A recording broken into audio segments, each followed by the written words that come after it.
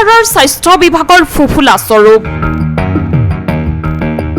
এমাহ ধৰি চিকিৎসক অবিহনে চলিছে গোৰেশ্বৰ ক্ষুদ্ৰ প্ৰাথমিক স্বাস্থ্য কেন্দ্ৰ। ফাৰ্মাচিষ্টে চিকিৎসা কৰিবলৈ বাধ্য হৈছে অঞ্চলটোৰ ৰোগীক।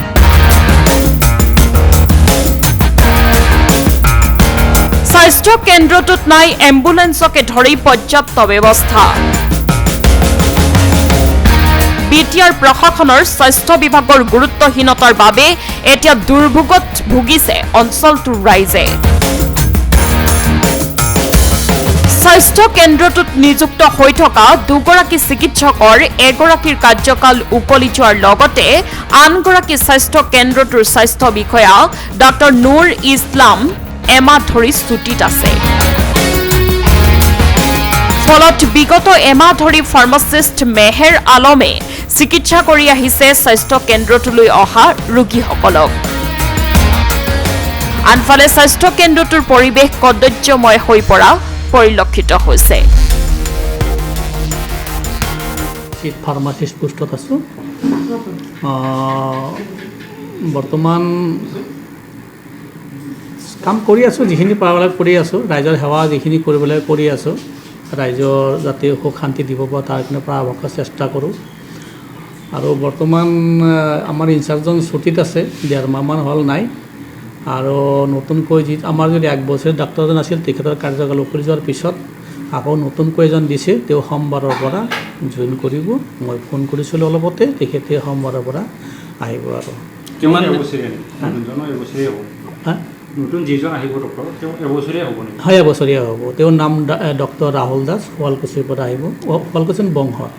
কিমান দিন ধৰি চিকিৎসক অবিহনে চলি আছে? এইটো কি কয়,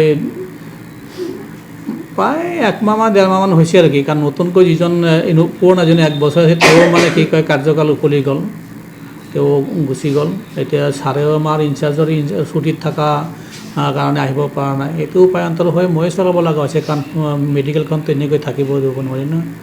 সেয়ে মই চায়ে আছোঁ আৰু পাৰা। প্ৰতিদিনে কিমান ৰোগী আহে ইয়াত? প্ৰতিদিনে আগতেতো ডাক্তৰ থাকিলে বেছি হয়, এতিয়া মই থকাৰ কাৰণে কমি গৈছে। আৰু এতিয়া ফাৰ্মাচিষ্টৰ ওচৰত কিমান মানুহ আহিব? যিখিনি চিনাকি মানুহ সেইখিনি আহিব আৰু হয় 20, 30, 40 এনেকুৱা হয়।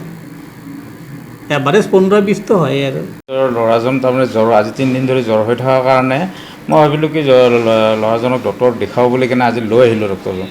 ল'ৰাজনক অনাৰ পিছত দেখিলোঁ যে আমাৰ গেটলাপাৰ যিখন সৰু সৰু চিভিল হস্পিটেলত আনি কিনে দেখিলোঁ যে এজনো ডক্টৰ নাই।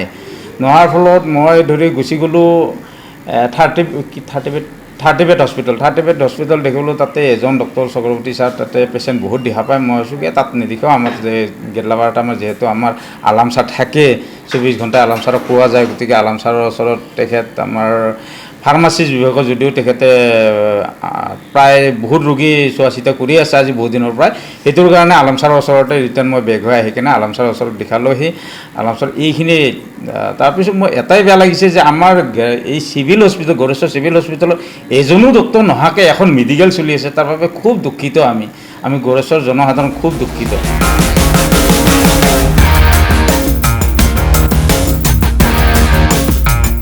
গোৰেশ্বৰৰ প্ৰতিবেদক সংবাদ লহৰ।